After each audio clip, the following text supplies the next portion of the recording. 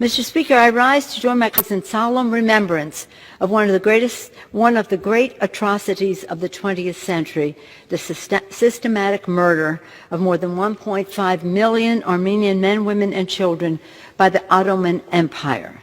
Too often, tragically, the truth of this staggering crime has been denied. Today, let us clearly state the facts on the floor of this House to be etched forever into the congressional record. The barbarism committed against the Armenian people was a genocide.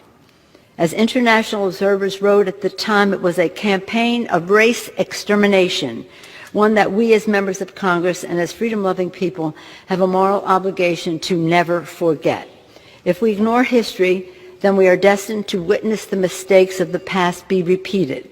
The recent attacks by the Turkish military against the Kurdish people are a stark and brutal reminder of the danger in our own time. That is why it is critical year in and year out to reaffirm our dedication to recognizing the Armenian genocide and to placing the U.S. Congress firmly on the side of honesty in our histories. And for